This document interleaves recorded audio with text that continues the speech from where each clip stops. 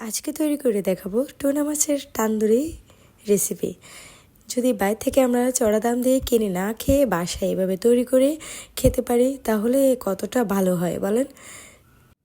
আমি খুব সহজে রেসিপিটা করে নিলাম। চলেন কি কি লাগতেছে আমার এই রেসিপিতে। এখানে 1 টেবিল চামচ আদা বাটা, 1 টেবিল চামচ রসুন বাটা, আর দিয়ে দিলাম কাবাব মশলা প্রায় 3 টেবিল চামচ, আর লাল মরিচের গুঁড়া এখানে 3 টেবিল চামচ, আর হলুদের গুঁড়া এখানে হাফ চামচ, আর 1 টেবিল চামচ এখানে জিরার গুঁড়া, 1 টেবিল চামচ এখানে চাট মশলা দিয়ে আমি একটু ভিনেগার দিয়ে দিলাম, আর দিয়ে দিলাম সয়া সস 1 টেবিল চামচ, ফিশ সস 1 টেবিল চামচ। এখন দিয়ে দেবো টমেটো সস প্রায় 2 টেবিল চামচ এখানে আমি দিয়েছি। এখন দিয়ে দেবো এখানে ধনেপাতা আর কাঁচামরিচ দিয়ে একটা পেস্ট আমি তৈরি করে রেখেছিলাম, কিউব করে আগে রেডি করে রেখেছিলাম।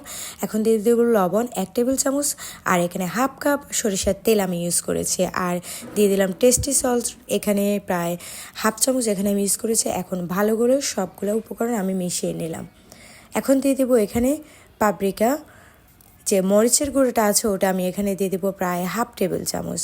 আবার আমি সব কিছু একসাথে মিশিয়ে নিয়েছি। দেখতে পাচ্ছেন কালারটা কতটা সুন্দর হয়েছে আমার কাবাবের মশলাটা। এখন এখানে দিয়ে দেবো লেবুর রস, প্রায় একটা লেবুর রস এখানে আমি ইউজ করেছি এই মশলাতে। এখন এখানে আমি নিয়ে নিলাম টোনা ফিশটা। এত বড় ছিল মাছটা, আমার প্লেটে পর্যন্ত জায়গা হচ্ছে না। আমি এটাকে ভালো করে ধুয়ে পরিষ্কার করে রেখেছিলাম, আর মাঝখান দিয়ে আমি কেটে রেখেছিলাম। এখন যে মশলাটা আমি তৈরি করে রেখেছিলাম ওটা এখন দিয়ে ভালো করে আমি হাত দিয়ে লাগিয়ে নেব। আমি এপাশ ওপাশ করে ভালো করে ভেতরে আমি মশলাটা ঢুকিয়ে দিচ্ছি যাতে মশলাটা ভালো করে লেগে যায়। এই তো আমি মশলাটা ভালো করে লাগিয়ে নিয়েছি মাছের মধ্যে। এখন আমি প্রায় 1 ঘন্টার জন্য রেস্টে রেখে দেবো। 1 ঘন্টা পরে এখানে আমি এখন মাছটা ফ্রাই করে নেব। এখানে আমি একটা তান্দুরি পাইপে নিয়ে নিয়েছি। এখন মাছটা আমি দিয়ে দিলাম। এখন ভালো করে মিডিয়াম আঁচে রেখে আমি মাছটাকে ভেজে নেব। আমার মাছটা ভাজতে অনেকক্ষণ সময় লেগেছে।